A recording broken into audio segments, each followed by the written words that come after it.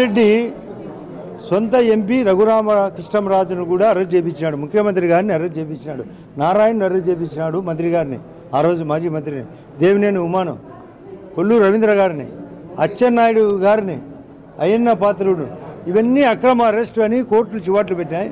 వంశీ చేయని తప్పే లేదు, ఇతను జైలు పాలైనాడు. గతం ఇతనికి బండారం అంతా బయటకు వచ్చింది. ఇంకా పరామర్శ, అందరూ జైలు పక్షులంతా ఒకటన్నట్లు ఈరోజు పరామర్శ. ఈ రాష్ట్రాన్ని ఆత్రేయ గారు చెప్పినట్లు దేవుడు బుద్ధి జ్ఞానం ఇస్తే ఇతనికి బుద్ధి అపారంగా ఇచ్చినాడు. కానీ హృదయం లేక, మంచితనం లేక, ఎవరిని పట్టించుకోక, సెంట్రల్ ఇచ్చిన స్కీములో కూడా కాలు రాసి, కనీసం హౌస్ కట్టకుండా, త్రాగునీళ్లకు జలజీవని మిషన్ ఇస్తే దాన్ని పట్టించుకోకుండా, పవర్ పర్చేజ్ అగ్రిమెంటు దాన్ని నాశనం చేసి, పోలవరం ప్రాజెక్టును నాశనం చేసి, అమరావతిని నాశనం చేసి, వైజాగ్ రైల్వే జోన్కు భూములు ఇవ్వకుండా ఈ విధంగా చేసిన ప్రవర్తన, ఇతను జైలుకు రాబోయే రోజుల్లో కూడా మళ్ళీ జైలుకు పోతాడు.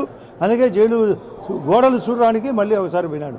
ఇటువంటి దరిద్రం క్యారెక్టర్ రాజకీయాల్లో ఉండకూడదు. జగన్కు వేరుపురుగు పట్టింది.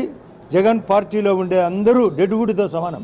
అది రాలిపోయేది. మీరు డెడ్వుడ్ అంటే చెట్టుకు ఒక బెరడు అతుక్కుంటుంది, దానికి ప్రాణం ఉండదు. అట్లాగా వాళ్ళ పార్టీ కార్యకర్తలు వైఎస్ఆర్ పార్టీకి అతుక్కొని ఉన్నారు.